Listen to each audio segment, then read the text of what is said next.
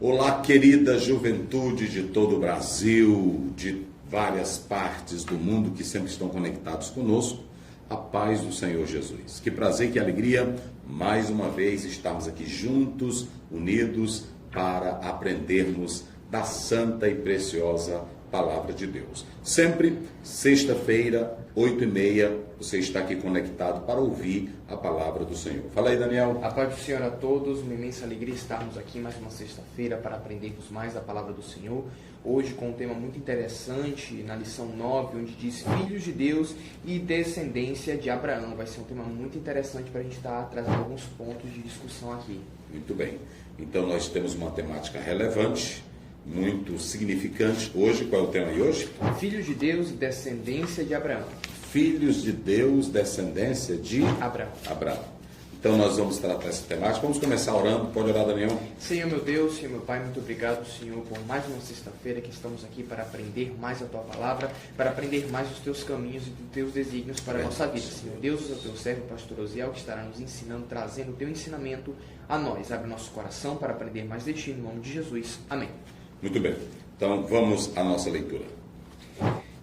Texto principal. Mas nós, irmãos, somos filhos da promessa como Isaac. Gálatas 4:28. Resumo da lição. Pela fé em Jesus Cristo, somos filhos de Deus e descendência de Abraão. Pela fé em Jesus Cristo, somos filhos de Deus e descendência de Abraão. Então veja bem, quando a Bíblia relaciona tudo com Abraão, é porque a promessa foi feita a Abraão antes da lei. Então, isso é muito significativo porque tudo começa lá atrás, antes da lei. Deus fez uma promessa, ou seja, a nossa vida é baseada na promessa de Cristo. E nós já falamos aqui que o próprio Abraão ouviu o Evangelho. Então, é sobre isso que nós vamos tratar hoje. Vamos lá. O texto bíblico se encontra em Gálatas, capítulo 4, versículos 21 a 26. Diz assim: Digam-me vocês, os que querem estar debaixo da lei, acaso vocês não ouvem a lei? Pois está escrito que Abraão teve 2 filhos, um da escrava e outro da livre. O filho da escrava nasceu de modo natural, mas o filho da livre nasceu mediante promessas. Isso é usado aqui como ilustração. Estas mulheres representam 2 alianças. Uma aliança procede do Monte Sinai e gera filhos para a escravidão. Esta é Agar. Agar representa o Monte Sinai, na Arábia, e corresponde à atual cidade de Jerusalém, que está escravizada com os seus filhos, mas a Jerusalém do Alto é livre e é nossa mãe. Muito bem, então quando nós analisamos a estrutura desta passagem bíblica, do capítulo 4, 21 a 31, que o Daniel acabou de ler, nós temos que analisar que Paulo começa de modo reflexivo, ou seja, ele chama os Gálatas para uma reflexão. Está aí na tela o primeiro ponto, veja bem. Paulo estava dizendo, percebam a loucura de vocês. Por que Paulo estava dizendo para eles perceberem a loucura deles? É porque eles começaram agora pelo Evangelho, na graça, na promessa, e estavam querendo voltar aos rudimentos, à base da lei. E Paulo chama isso de loucura. Então, ele inicia essa perícope, essa passagem, ele começa ela chamando a todos a uma reflexão. Ele diz, não, gente, vamos começar por aqui. O que é isso? Então, vocês querem voltar para o jugo da lei? Vocês querem voltar para o peso da lei? Como é que é isso? Aí Paulo diz assim, isso é uma loucura. Interessante que quando a gente lê a carta de Paulo aos Gálatas, o assunto era tão sério que ele disse que quem recebesse o outro evangelho falso seria maldito. Ele repreende Pedro, ele repreende Barnabé, nós estudamos aqui. E agora ele está mostrando que os Gálatas iriam cometer uma loucura. Olha aí, irmãos, isso aqui é muito sério. Paulo chama isso aqui de loucura. Não é assim? Ele começa aí, como é que o verso 21? Leia aí, olha, o verso 21. Digam-me vocês, os que querem estar debaixo da lei, acaso vocês não ouvem a lei? Acaso vocês não ouvem a lei? Então, perceba que o apóstolo São Paulo, aqui, ele começa chamando a todos para essa reflexão inicial. Vocês querem estar debaixo da lei? Aí ele pergunta, mas vocês sabem de fato o que é a lei? Então, ele vai usar aqui o que nós chamamos de analogia. O que é uma analogia, pastor Zé? Quando nós falamos de analogia, é o uso normal de uma realidade para expressar uma verdade espiritual. Veja que quando Paulo faz uso da analogia, ele não está em momento algum rejeitando o aspecto literal, a narrativa real de Gênesis. Só que ele está mostrando que a narrativa real de Gênesis, ela vai mais além. Aqui ele queria mostrar um peso moral e um peso espiritual aos Gálatas. O apóstolo São Paulo pega essa narrativa bíblica, ele pega essa expressão que a gente vê, veja o verso 21 a 23 agora. 21 a 23. Digam-me vocês, os que querem estar debaixo da lei, acaso vocês não ouvem a lei? Pois está escrito que Abraão teve 2 filhos, um da escrava e outro da livre.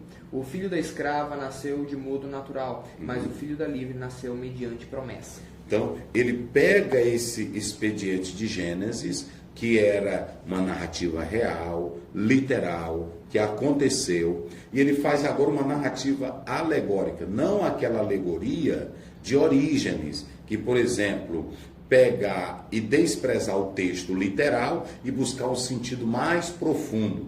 Isso gera muitas heresias, inclusive ele tinha muitas Orígenes, isso gera, eu diria, concepções aleatórias. O que Paulo está fazendo aqui, quando ele faz uso dessa alegoria, é pegando uma verdade real, uma verdade, uma narrativa real, e ele está colocando ela agora como de modo analógico para trazer um impacto profundo aos Gálatas. Ou seja, o apóstolo São Paulo usou argumentos históricos, argumentos bíblicos, argumentos teológicos, e agora ele, na intenção de que os Gálatas não caíssem nessa loucura, ele então usa a analogia.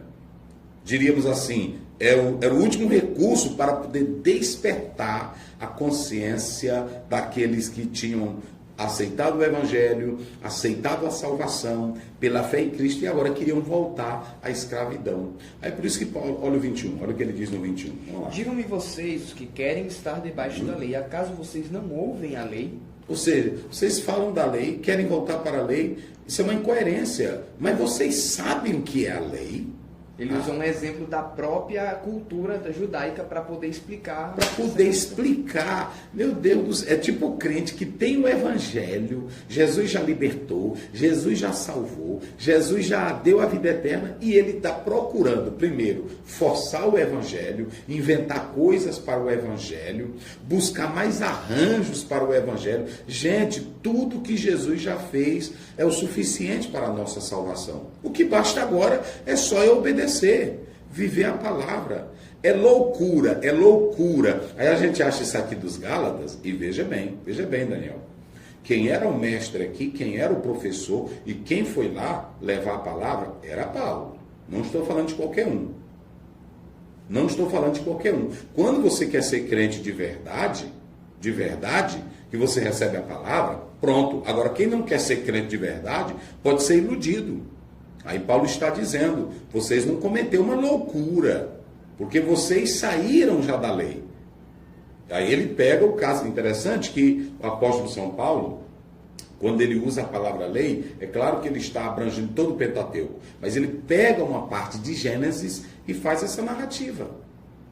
Veja que lá ele já estava começando a mostrar que a lei já fazia parte. Lá em Gênesis já fazia parte desse contexto histórico. E aí ele vai usar a figura de 2 pessoas, 2 mulheres, 2 filhos. Ele vai usar pares, não é isso? Ele vai usar 2 filhos, 2 mulheres. E isso aqui nós vamos tratar. Então, é a primeira coisa que o apóstolo São Paulo faz. Em segundo lugar, aí no verso 21, 23, o segundo ponto, eles queriam se colocar debaixo da lei, que Paulo chama de uma loucura, não é isso? Então, quando você vem para o 22, 23, aí Paulo agora vai apelar para o aspecto histórico. E quando ele apela para esse aspecto histórico, vamos ver aí o 22, 23.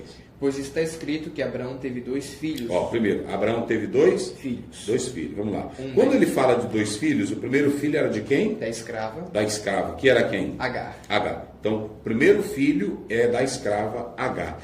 Quando se fala do primeiro filho da escrava, o Ismael nasceu de modo natural, não foi isso? Foi. Ismael nasceu de modo natural. Preste bem atenção.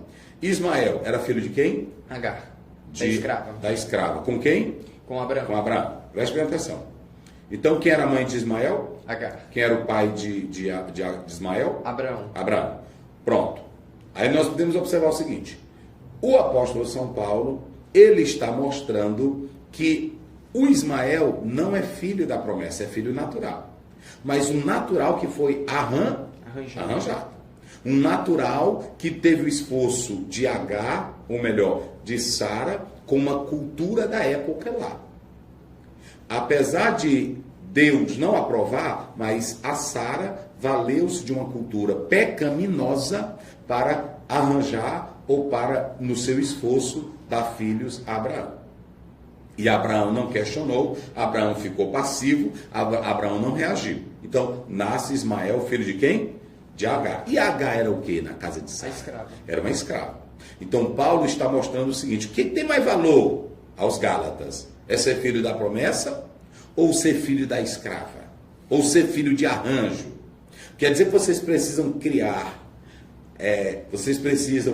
criar arranjos, meios para a salvação?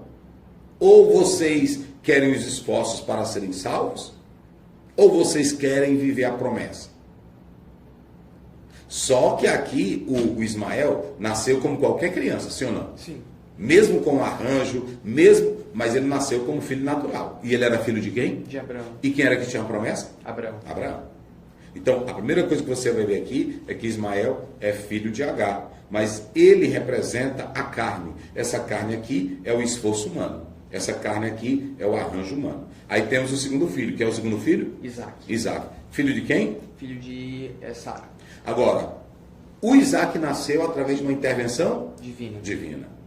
Pelo projeto de Deus, promessa de Deus. Antes de Abraão ter um filho, Deus fez promessa? Fez. E Abraão deveria confiar o quê? Em Deus. Ele deveria fazer arranjo? Não. Ele deveria se preocupar? Não. Ele deveria criar algum jeitinho brasileiro para Deus trabalhar? Não. E esse é o caso. Esse é o grande problema. Do jeito que nós temos os legalistas, os judaizantes, que procuravam dar um arranjo na lei para ajudar a Deus, do mesmo jeito hoje tem pregador, tem cantor, que procura dar um jeitinho. Você já vê aquele negócio? Nós estamos tão manipuladores das coisas. Agora começa. Nós estamos tão manipuladores das coisas de Deus que eu quero fazer um arranjo para Jesus batizar. Eu quero fazer arranjo para Jesus curar. Eu quero fazer arranjo para Jesus revelar. Eu quero que o povo saia do culto dizendo: hoje teve um grande profeta. Eu quero que o povo saia do culto dizendo: hoje foi poder. Hoje foi diferente. Mas nada disso aqui. Nada disso aqui. Nada disso aqui. Eu preciso ajudar Deus a operar? Eu preciso cooperar com Deus para Deus operar? Não. Eu preciso simplesmente viver a palavra e entregar a palavra. Se eu pregar a palavra e o irmão crer na palavra, eu só posso orar para ele receber o milagre. Quem é que faz o milagre? Deus. Quem é que cura? Deus. Quem é que batiza? Deus. Então eu preciso fazer arranjos? Não. Aí você pode observar aqui, leia em Marcos 16, 20, só para os irmãos terem uma ideia. O que Paulo diz, 16, 20. Vamos lá. Diz assim: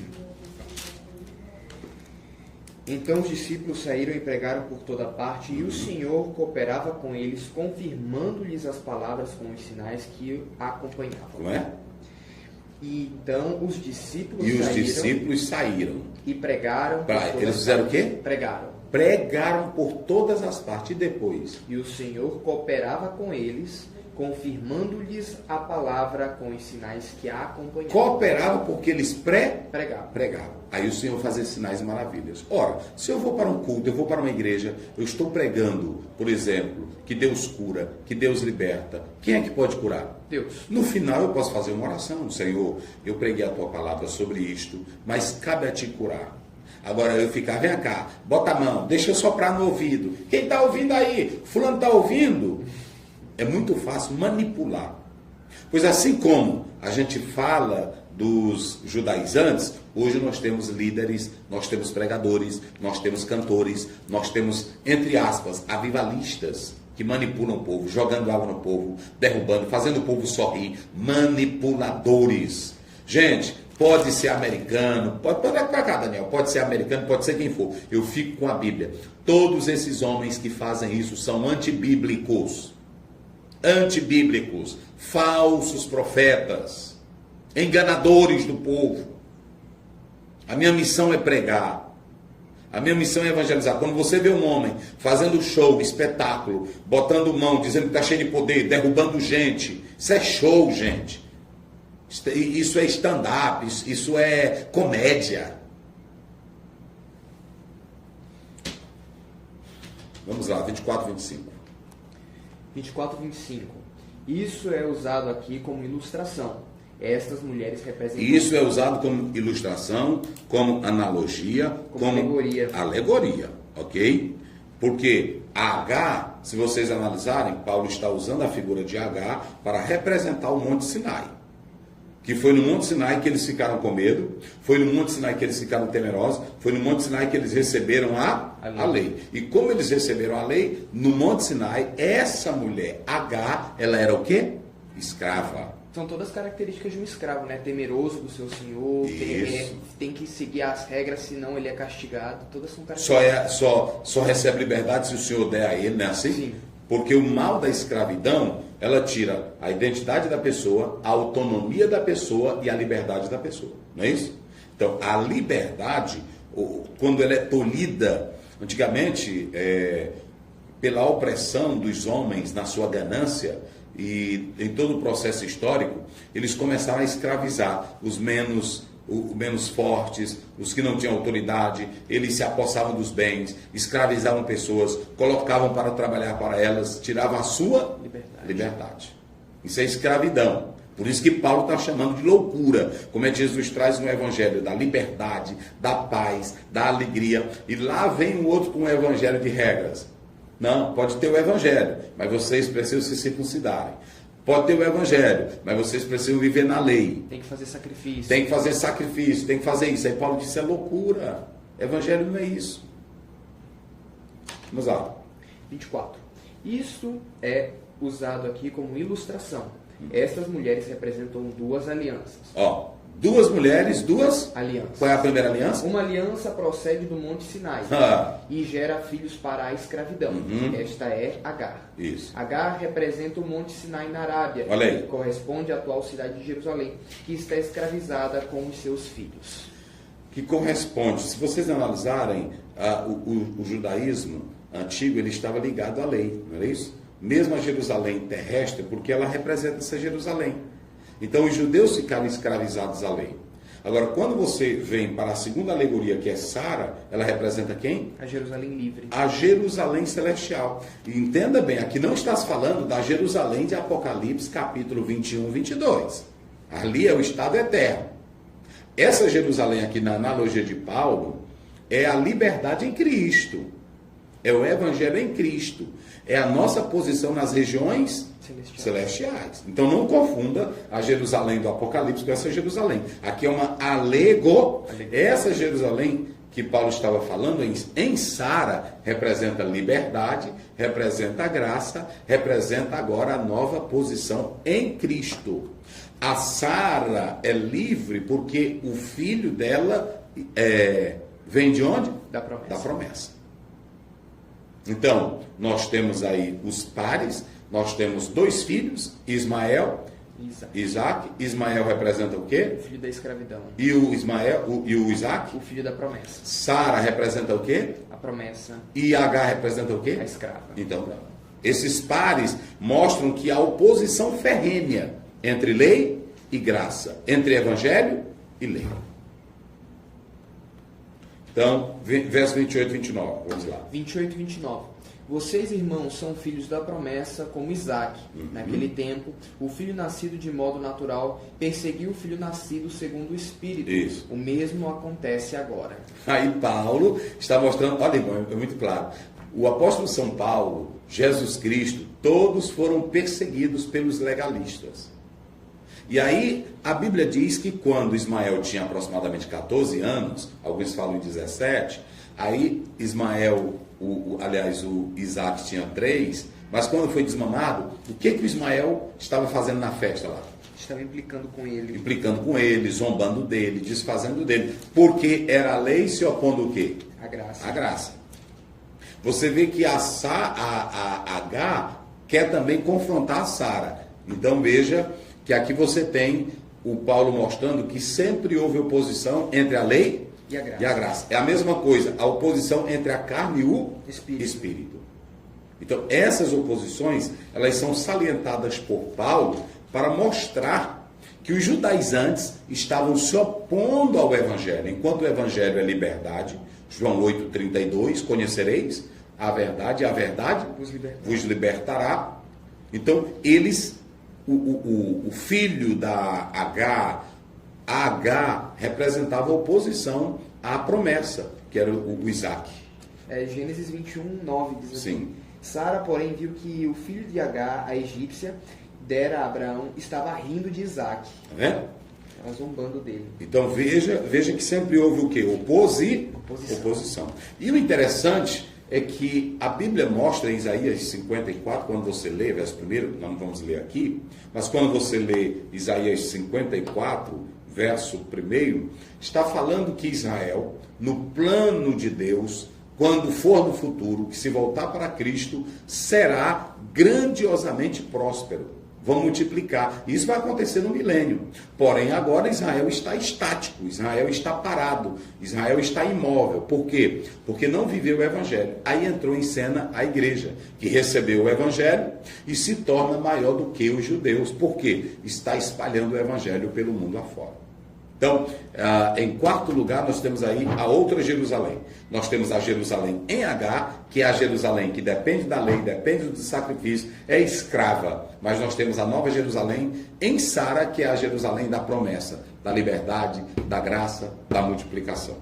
Em quinto lugar, aí você tem agora a igreja crescente, porque aceita o Evangelho de Cristo Jesus. E em sexto lugar, nós temos os filhos da promessa. Hoje, quem são os filhos da promessa? A igreja. A igreja. Então, a igreja hoje representa esses filhos da promessa que vivem em Jesus Cristo, o Filho de Deus. Então, filhos adotivos, né? Enxertados em Cristo. Isso, enxertados em Cristo. Nós somos salvos por adoção. Então, aqui nós podemos perceber o seguinte: quando você lê essa passagem bíblica, o filho da H é a salvação, buscando salvação pelas obras, buscando salvação pelo esforço humano. E a Bíblia diz em Efésios 2:8-9, porque pela graça não vem de vós, é dom de Deus. Então a salvação não é fruto da carne, não é fruto do esforço humano, não é fruto da lei. A salvação é uma promessa, e essa promessa da graça, ela vem para Isaac. Então, se você pegar o legalismo, ele é comparado à escravidão. A fé é comparada à liberdade. O legalismo é escravidão, a fé é liberdade. Então, quando lemos Romanos 9, não vamos ler aqui, Romanos 9, 7, 9, nós temos os filhos da promessa.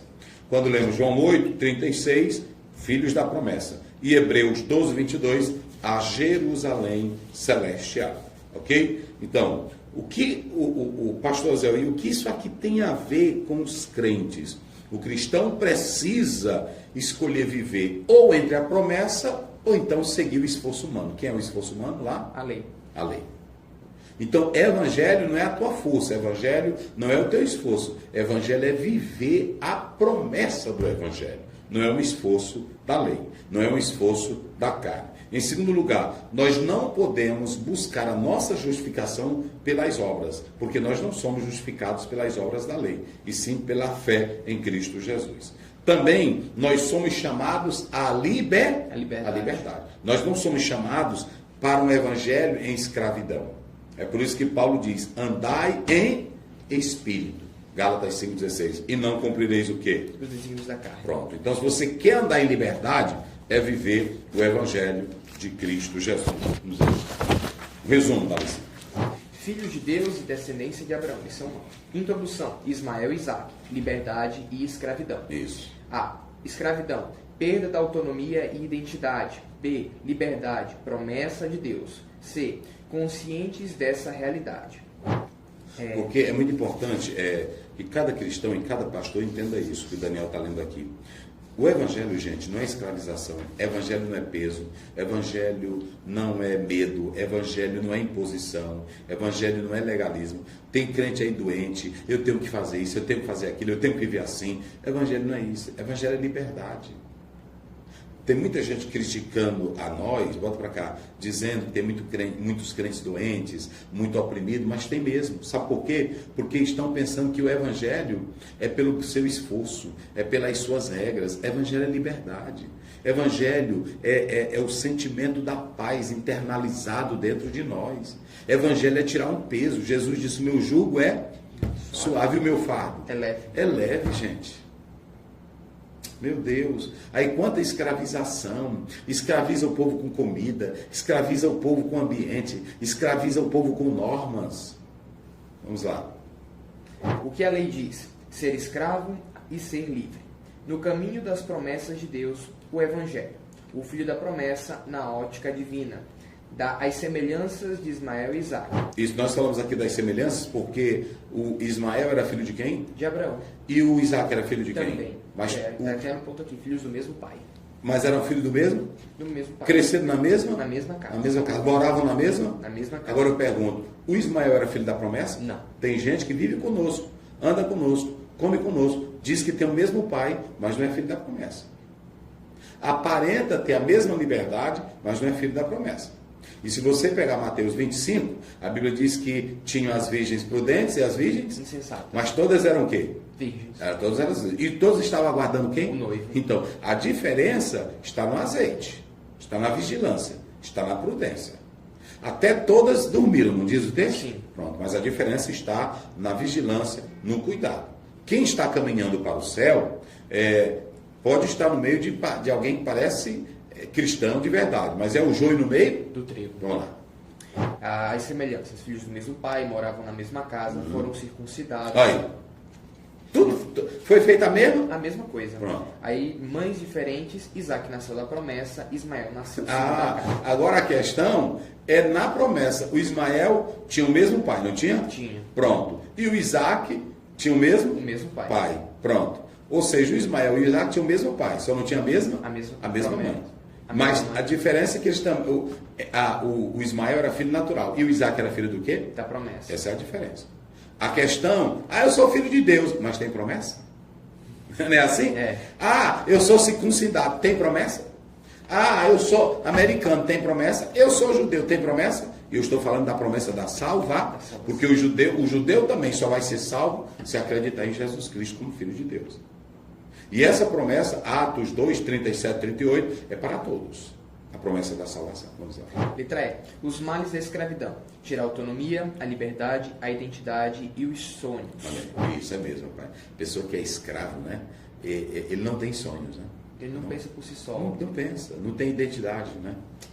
Letra F. Dificuldades em administrar a liberdade. Paulo usou argumentos teológicos, racionais e analógicos. Porque eles receberam a liberdade, mas eles não tinham a capacidade para o quê? Para lidar com isso. Aí o apóstolo São Paulo foi aconselhar. Tem crente que recebe Cristo, recebe a palavra, mas às vezes ele não sabe lidar com aquilo ali. Aí é necessário uma instrução. Foi isso que Paulo fez. Os filhos da carne e os filhos da promessa. Letra A. Arranjo de Sara. Letra B. O filho da promessa. Letra C. O filho da carne persegue o filho da promessa. Isso.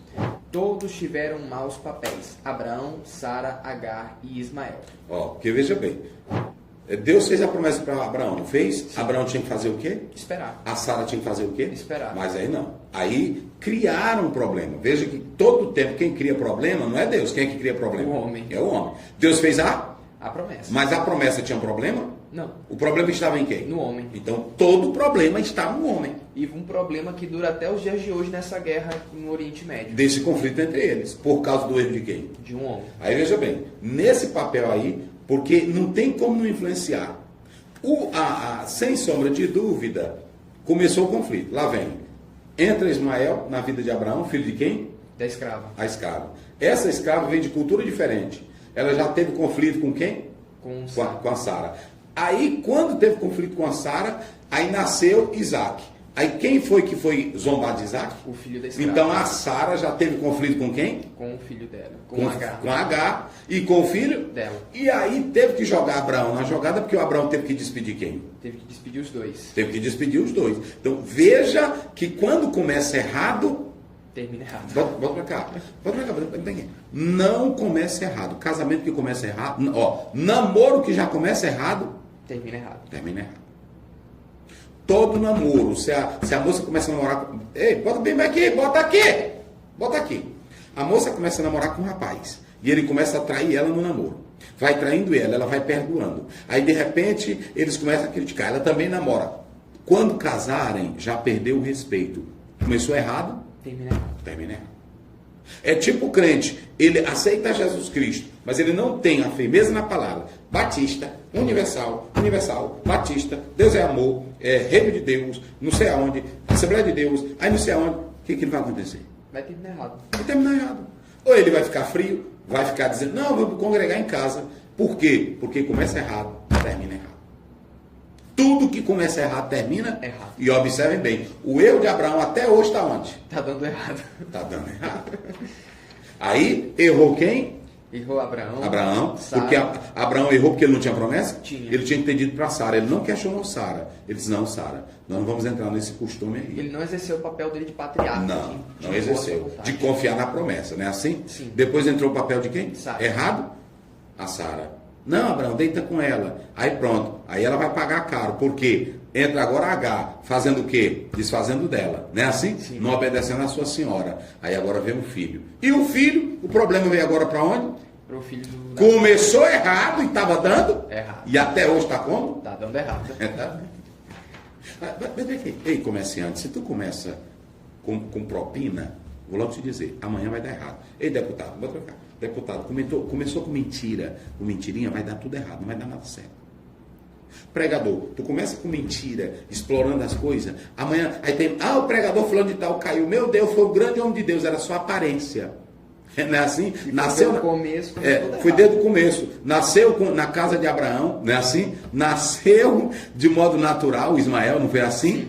Nasceu de modo natural, foi circuncidado, é assim ou não é? Sim. E ele ia ter promessa, mas não ia ter a promessa do Messias. Eita, agora pegou esse negócio aqui. Tudo que começa errado, termina errado. termina errado. Letra B. A promessa feita com Isaac. C. Porque os Gálatas deveriam lançar fora os judaizantes. Isso. D. Porque lá no texto diz, lança fora esta escrava. A Sara disse para Agar, não foi? Não, a Sara disse para Abraão. Despede ela. Manda ela embora. Aí Abraão achou pesado. Mas o que acontece? A Agar ia trazer mais consequências danosas para o lar de Sara. O que Paulo estava dizendo aos Gálatas, se vocês quiserem mais prejuízo, então continuem debaixo da lei. Continuem nos esforços de vocês. Ou vocês lancem fora quem? Os judaizantes? Isso. Ou vocês vão continuar perdendo a liberdade. Padecendo ali as custas deles. Verdade. Letra D. Os Gálatas precisavam estar firmes na liberdade, não se colocar debaixo da escravidão, defender a liberdade que receberam de Cristo. Isso. As oposições. Agar em oposição a Sara, lei e graça. Ismael em oposição a Isaac, carne e espírito. Pronto. Ora, Daniel. Senhor meu Deus, muito obrigado, Senhor, por esta palavra abençoada, Senhor, por esta revelação que tu trouxeste a nós. É mesmo. Senhor meu Deus, que não venhamos viver, Senhor, segundo a carne, segundo a lei, Senhor Deus, que o Senhor já nos libertou dela, Senhor, mas que venhamos viver em espírito, através da graça que o Senhor nos concedeu a nós, como diz a tua palavra. Não é dom nosso, Senhor Deus, é dom teu que tu nos deste a nós. Por favor, Deus, que possamos viver a caminhada cristã, confiando nas tuas promessas, Deus, esperando o tempo certo para o cumprimento de cada uma delas. Em nome de Jesus. Amém. A graça de nosso Senhor Jesus Cristo, o amor de Deus, a comunhão e a consolação do Espírito sejam com todos, que todos digam.